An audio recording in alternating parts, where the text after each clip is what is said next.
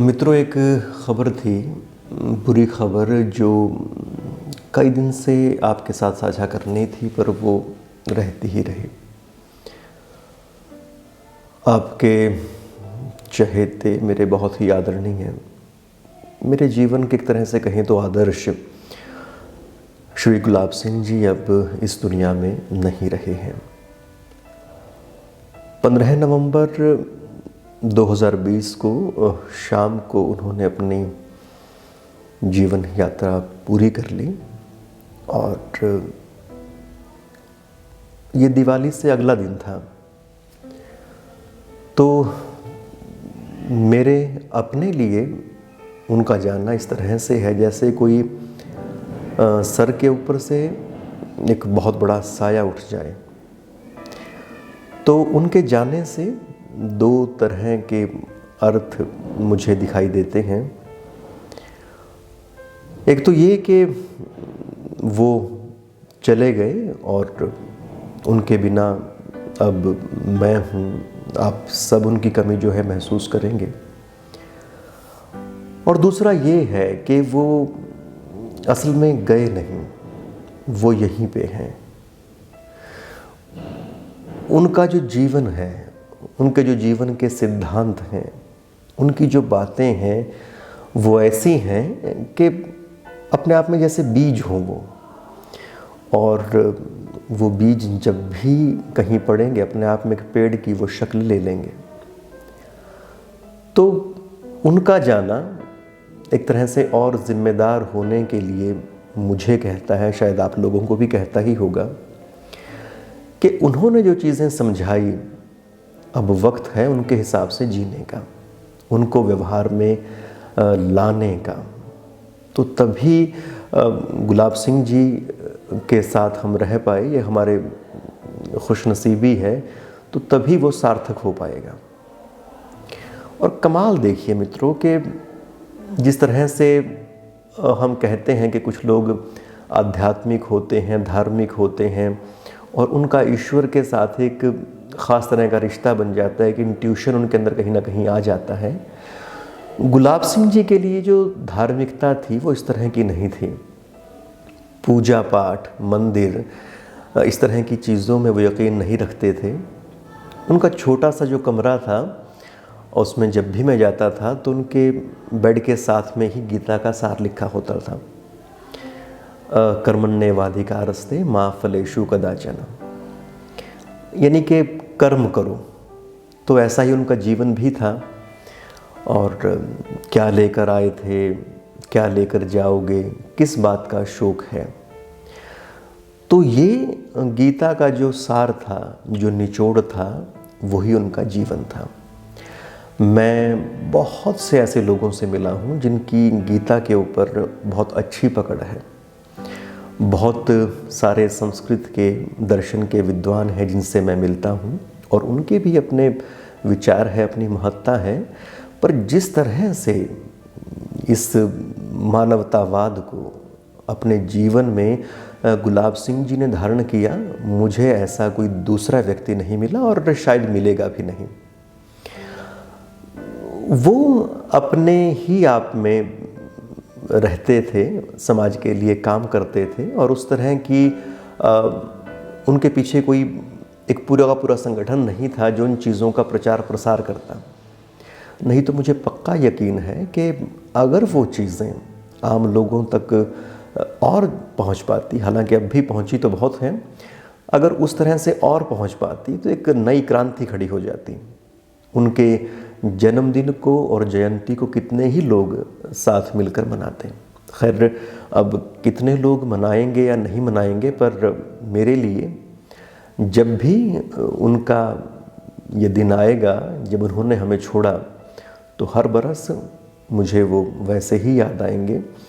और जो मेरी हद होगी उस हद तक उनके जन्मदिन को, उनके यहाँ से दुनिया में जाने को किसी न किसी स्वरूप में मैं अपने तईं और अपने दोस्तों तईं उसको एक शक्ल दे के उसका एक छोटा बड़ा जैसा भी आयोजन होगा, हाँ, पर उसको जो कड़ी है उसको अब सूखने नहीं देंगे, उसको आगे ले जाएंगे। तो मैं बात कर रहा था कि वो उस तरह से आध्यात्मिक धार्मिक नहीं थे जिस तरह से मानते हैं, पर उनका जीवन ऐसा था। और तभी आप ये देखिए कि मुझे उनसे मिले काफ़ी दिन हो गए थे, करीब 6 महीने तो हो ही गए होंगे जब मैं उनसे मिला था। और दिवाली से एक दिन पहले की बात है, मेरे मन में आया कि मैं उनसे मिलूं जाके। ये तो था ही कि वो अब बीमार हैं और पर फिर भी मैं उनसे मिल नहीं पाया था, तो सोचा कि मिलूं। तो दिवाली के दिन काफ़ी भीड़ थी बाज़ार में, और उनके सेक्टर 13 की जो मार्केट है वहाँ पर भी। तो एक बार हुआ कि काफ़ी भीड़ है, मैं बाद में किसी दिन मिल लूँगा, पर पता नहीं क्या था उस दिन। और दीपावली, छोटी दीपावली का दिन हो, और ये भी होता है कि आदमी अपने घर जाए और त्यौहार में शामिल हो, पर पता नहीं कैसे मेरे अंदर एक वो जैसे पुकार थी कोई अंदर की जो मुझे बुला रही थी। तो मैं वहाँ घर पहुँचता हूँ और गुलाब सिंह जी लेटे हुए थे अपने बेड पे, और मेरे लिए अब तो खैर वो, मैं पिछले 2-3 साल से उनको देखने लगा था कि वो लेटे मुझे मिल जाते थे, नहीं तो 90 साल तक वो किसी 35 साल के लड़के की तरह रहते थे। बहुत लंबी सैर करना, मतलब आरटीआई के लिए चंडीगढ़ कितनी दफ़े वो जाते थे, अपनी सैलरी का एक हिस्सा आरटीआई के लिए या फिर ऐसे जन सरोकारों के लिए बचा के रखते थे। तो मैं उनको देखता हूँ कि वो लेटे हुए थे, तो मैं उनके पास जाके बैठा, तो वो सोए हुए थे या दर्द में लेटे हुए थे। तो उनकी पुत्रवधू, जिन्हें मैं दीदी बोलता हूँ, तो वो आई और उन्होंने वो उनको जगाया कि दादाजी आपसे मिलने आए हैं पिताजी। तो मिला, और ये भी हैरानी की बात कि हमेशा जब मैं उनसे मिलता था तो मुझे वो कहते थे, मास्टर जी आ गए आप? मैंने कहा जी आ गए। और मैं उनके पास जाके बैठता था, बातचीत करते थे, तो वो मुझे किसी उम्र में छोटे या किसी और तरह से अलग वैसे ट्रीट नहीं करते थे। वो ऐसा ही करते थे कि जैसे 2 बराबर के आदमी साथ बैठ के बात कर रहे हों। तो उस दिन पहली बार ये हुआ कि मैं उनके बेड के पास जाके बैठा और उन्होंने मेरे सिर के ऊपर हाथ रखा, और मैं पास में चेयर पे बैठ गया। तो मैंने फिर उनसे पूछा कि दादाजी आपको क्या तकलीफ़ महसूस होती है? तो उन्होंने कहा कि अब तो बहुत तरह की तकलीफ़ है। उन्होंने कहा कि आदमी की उम्र 90 साल से ज़्यादा नहीं होनी चाहिए, नहीं तो बहुत दिक्कत है। और मैंने वहाँ बैठ के चाय भी खैर उस दिन ली, और थोड़ा सा और उनसे बात करने की कोशिश की, पर वो एक तरह से दर्द में थे। और उन्होंने सिर्फ इतना मुझे कहा कि अब जैसे ही दीपावली ख़त्म होती है, भगवान करे अब तो उठा ही ले। तो मैंने उनसे कहा भी कि दादाजी कोई नहीं, अभी है ये और आप इससे पार हो ही जाओगे। तो मैं घर पे बैठा था, और जो उनका जो पोता है, उनके पुत्रवधू हैं, वो उनके लिए दवाई लेने बाज़ार में गए। तो मैं कुछ देर वहाँ बैठा रहा, तो पास बैठ के मैं महसूस कर रहा था उनकी उपस्थिति को, उनके होने को, उनके मेरे जीवन में अपने अवदान को। तो मैं खुशनसीब हूँ कि उनके पास बहुत बार बैठना हुआ, और तब भी मैं बैठकर वहाँ पर आया। तो खैर वहाँ से मैं चला, और दीपावली का त्यौहार होता है, गोवर्धन की पूजा होती है, सब कुछ जब हो चुका होता है, तब शाम को उनका जो पोता है आशुतोष, उनका मेरे पास फ़ोन आता है। और जैसे ही फ़ोन आता है, उठाने से पहले मेरे मन में थी आहट के ये अब साधारण फ़ोन नहीं है। तो उन्होंने बताया कि दादाजी नहीं रहे, यानी कि मृत्यु भी उनको इच्छा मृत्यु के जैसी रही। जब उन्होंने चाहा कि शरीर त्याग दूं, तब उन्होंने शरीर का त्याग कर दिया।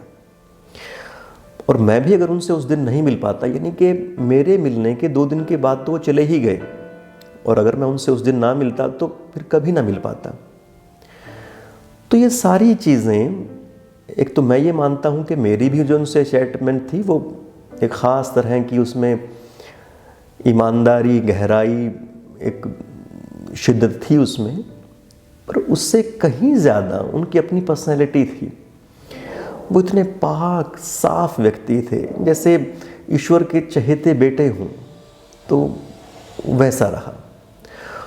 और अगर बात उनके अब जीवन की मैं करूं, तो उन्होंने अपने जीवन के बारे में कुछ वीडियोस में बताया भी है, पर मेरा उनके पास जाना हुआ था सन 2011 में। हमारे एक परिचित हैं, तो उन्होंने बताया था कि वो व्यक्ति हैं और आप उनसे मिले। तो मैं जाके मिला, तो उनके पास बहुत सारे किस्से कहानियां हैं। अच्छा, एक बात और भी है कि इतिहास के मामले में उनके पास कई बार कुछ जो तथ्य हैं वो सही नहीं भी होते थे, पर फिर भी उन चीज़ों को सुनने का यकीन होता था। सुभाष चंद्र बोस जी के बारे में वो कई बातें बताते थे, गांधी जी, नेहरू, जिन्ना, और बहुत सारी बातें बताते थे। अंग्रेज़ी राज से जुड़ी उनकी जो स्मृतियाँ थी उसको वो बहुत मिस करते थे। वो कहते थे कि अंग्रेज़ों जैसा दूसरा राज्य नहीं हो सकता। उनके काम की, उनकी जो रेगुलरिटी है उसकी वो बहुत तारीफ़ करते थे। करप्शन बहुत कम वो बताते थे। और जैसे जैसे हमारे एडमिनिस्ट्रेशन में गिरावट आती गई, उसके प्रति वो बहुत ज़्यादा चिंतित रहते थे। तो 2011 से अब तक, यानी कि 9 साल मैं उनके साथ पास जाता रहा, मिलता रहा। वो एक साये की तरह मेरे सर पर बने रहे।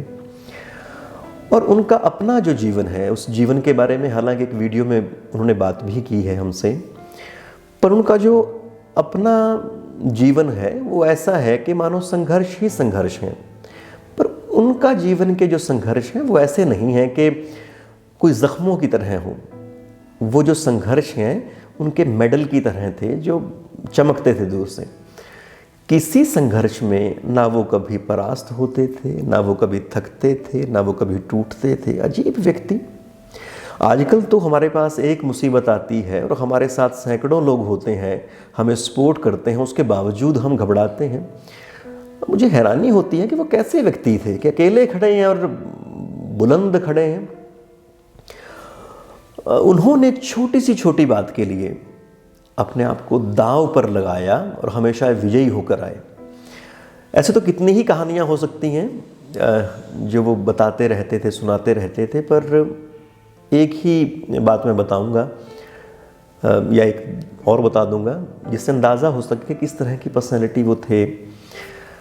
कि गुलाब सिंह जी ने बताया कि अपने वो दफ्तर में जब थे, एज ए इंस्पेक्टर थे वो कोऑपरेटिव सोसाइटीज़ में, तो बाकी जो उनके साथ के जो लोग थे वो पैसे को इधर-उधर करने का मामला कर लेते थे। और उनको बहुत सारी, आप देखें तो जो कागज़ था, जो लिखने की जो सामग्री थी, जो स्टेशनरी का पूरा सामान रहता है, वो मिल जाया करता था बाकी जो लोग वहाँ पर डील करने के लिए आते थे उनसे। तो गुलाब सिंह जी का पर ये था कि वो अगर उनके पास वो सामान ख़त्म हो जाए स्टेशनरी का एक बार, तो फिर वो अपने दफ्तर को, अपने जो बॉस हैं उनको चिट्ठी लिख देते थे कि भाई मेरे पास वो स्टेशनरी ख़त्म हो गई है तो मुझे वो दे दें। तो जब वो स्टेशनरी आती थी तभी वो अपना काम शुरू करते थे। तो ऐसे ही वो उन्होंने बताया कि एक बार उन्होंने ऐसी चिट्ठी लिख दी और विधानसभा का सत्र चला हुआ था। तो कोई एक विधानसभा में प्रश्न पूछा गया होगा कोऑपरेटिव सोसाइटीज़ के बारे में, तो एक डाक थी जो देनी थी। तो उनकी डिस्ट्रिक्ट लेवल की एक मीटिंग हुई, तो पूछा कि किस किस की डाक आ गई है। सब ने कहा कि सबकी डाक आ गई, पर एक व्यक्ति है उनकी डाक नहीं आई। तो उन्होंने पूछा कौन है वो? गुलाब सिंह। अच्छा, आपकी डाक क्यों नहीं आई? तो उन्होंने कहा कि सर मेरी स्टेशनरी ख़त्म हो गई थी। तो उनके बॉस ने कहा कि आपको मालूम है कि आपके इस कहने का क्या परिणाम हो सकता है? तो उन्होंने कहा कि आप सस्पेंड तो मुझे बिल्कुल करेंगे, करना ही बनता है, और मेरी नौकरी जो है वो टर्मिनेट भी हो सकती है। तो उन्होंने कहा फिर भी आप नहीं देंगे? उसने कहा नहीं, मैंने आपको चिट्ठी लिखी है, तो जब तक मुझे स्टेशनरी नहीं मिलेगी मैं आपको जवाब नहीं दे पाऊँगा। तो तुरंत उन्होंने किसी दूसरे इंस्पेक्टर के यहाँ से स्टेशनरी मंगाई, उनको वो स्टेशनरी दी। तो बाकी के जो इंस्पेक्टर थे उन्होंने कहा कि फिर तो हमें भी स्टेशनरी दें। तो जो उनके बॉस थे उन्होंने कहा कि क्या इतना मादा रखते हो? ऐसी बहुत सारी घटनाएं हैं, कोई एक घटना नहीं, बहुत बहुत सारी घटनाएं। उन्होंने इतने ट्रांसफ़र झेले। आज जिस तरह से कई आईएएस अफसरों की हम चर्चा करते हैं, तो उनसे कम उनके ट्रांसफ़र कभी रहे नहीं। जहाँ भी गए इतने घोटाले पकड़े, इतनी मतलब अपने से जो सीनियर लोग हैं उनकी भी इंक्वायरीज उनको मिली हैं। उनकी इंटीग्रिटी का जो लेवल है वो इस तरह का रहा है। तो एक और बात बताता हूँ कि उन्होंने अभी मुझे वो बात बताई थी कि उनके पुत्र हैं, उनके कोई दोस्त हैं, तो उन्होंने कहीं एक हॉस्पिटल में as a yoga instructor apply किया होगा। उनकी सिलेक्शन को लेके वो आश्वस्त नहीं थे। तो गुलाब सिंह जी ने एक आरटीआई लगाई और उनके सिलेक्शन के बारे में पूछा। तो साथ में उन्होंने लिखा कि मैं रिकॉर्ड चेक करने आऊँगा। तो उनको जवाब भेज दिया कि भाई ठीक है, इस तरह से जवाब है। तो उन्होंने सोचा कि वो कोई नहीं आएगा, पर वो खुद बहुत दूर, अब वो डिस्ट्रिक्ट का नाम तो मैं नहीं बताऊंगा, तो वहाँ पर खैर वो गए। उन्होंने रिकॉर्ड देखा तो उनके पास वो रिकॉर्ड नहीं था। अल्टीमेटली क्या हुआ कि जिसकी सिलेक्शन कभी नहीं होनी थी, तो वो उस पूरे प्रोसेस के बाद उनकी वो सिलेक्शन वहाँ पर होती है। तो ऐसे कितने ही एग्जाम्पल हैं। करप्शन के खिलाफ क्या लड़ाइयाँ उन्होंने नहीं लड़ी हैं, तो कुछ कह ही नहीं सकते। और इसके अलावा गुलाब सिंह जी में एक मानवता के प्रति एक जो भाव है वो हमेशा रहता था। एक वीडियो है उनका जो मैं इस वजह से अपलोड नहीं कर पाया कि कहीं जो मैं सरकारी नौकरी में हूँ तो मेरी सीमाओं से परे ना चला जाए, पर उसमें वो रोते हैं। हमारी व्यवस्था के बहुत सारे पहलुओं को वो दिखाते हैं। उनके पास अखबार की बहुत सारी कतरनें हैं। उन कतरनों के माध्यम से अपनी बात वो कहते हैं कि देखो ये हालात क्या हैं, क्या इसी हालात के लिए हमने ये आज़ादी पाई थी, क्या यही हम डिज़र्व करते हैं, क्या यही हमारी मतलब अंततो गत्वा गति बननी थी। तो इस तरह से उनका जो ये पक्ष था वो बहुत सबल था। उनके जो सीनियर लोग थे, मैं अगर ऐसा कह सकूं, तो वो खौफ उनसे खाते थे, उनकी, और उनसे भी नहीं, उनकी ईमानदारी से खौफ खाते थे।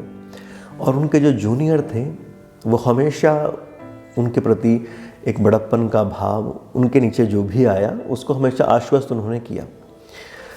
तो 90 साल की उम्र तक भी, और 90 साल क्यों, मुझे तो वो अंतिम समय तक भी किसी नवयुवक की तरह से लगे। मैं कितने ही नौजवान साथियों से मिलता हूँ जो लगता है कि मानो बूढ़े हो गए हैं। ना उनमें कोई विज़न है, ना उनमें कोई उत्साह है, सिर्फ अपने जीवन की ज़रूरियात पूरी करने तक उनकी जो लाइफ है वो महदूद है।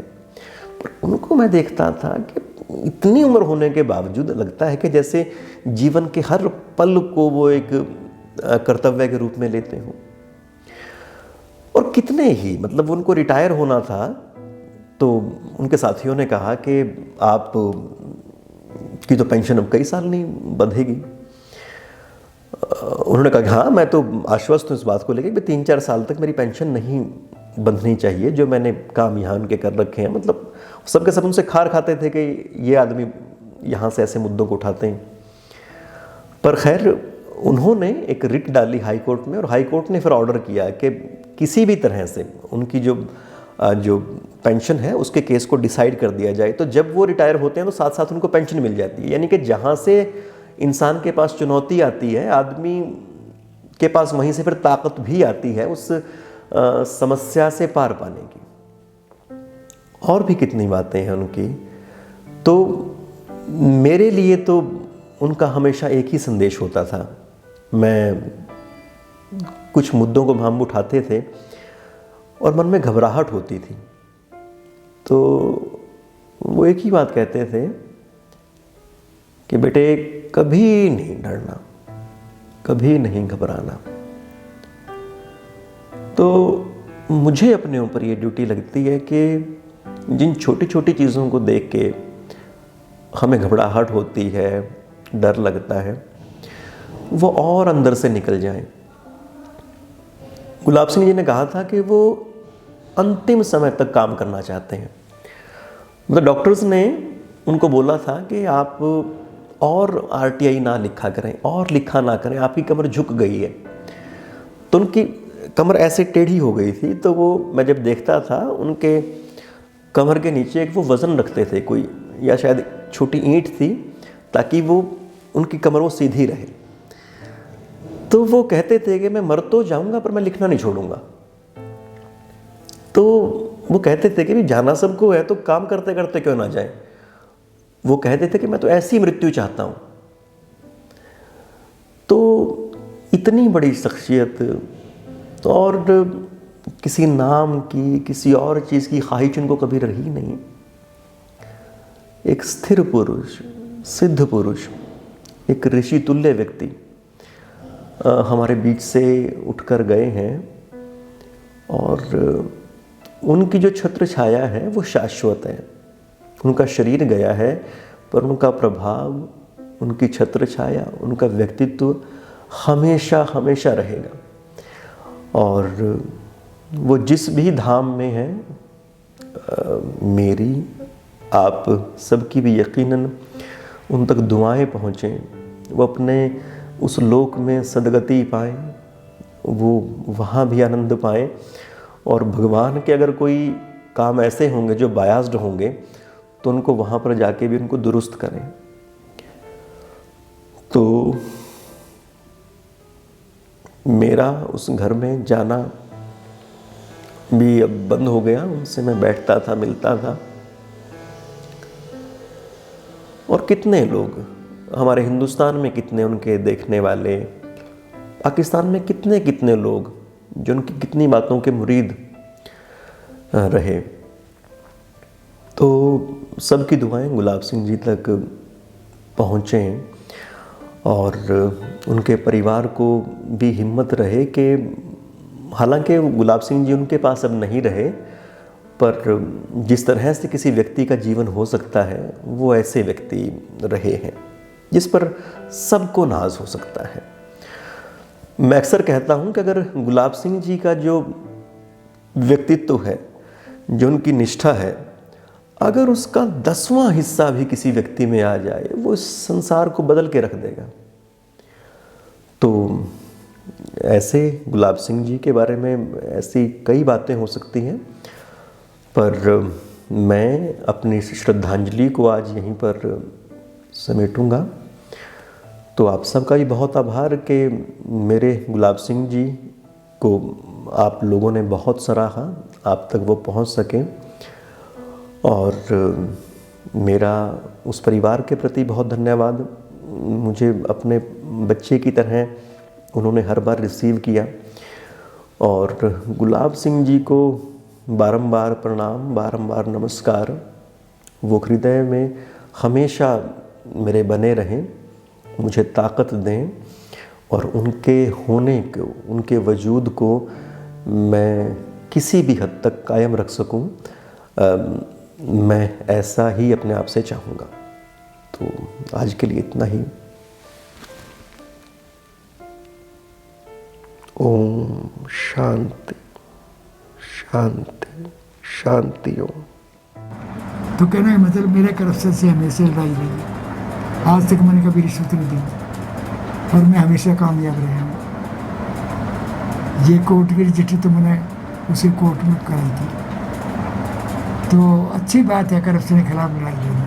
थोड़ी सी दिक्कत तो पड़ती है, कोई बात नहीं होती। मनी इज और गुड सर्वेंट बड़े बड़े मास्टर कि मैं मरूं तो आरटीआई का काम करते रहता मरूं, समाज के लिए मरूं। ख्वाहिश है, अब मैं लिखने से मजबूर हूँ थोड़ा सा, हाथ से लिख नहीं सकता, बड़ी मुश्किल से लिखता हूँ, लेकिन फिर भी लिखता हूँ। यहाँ से लेके क्या जाना हमने, उसे लेके जाना।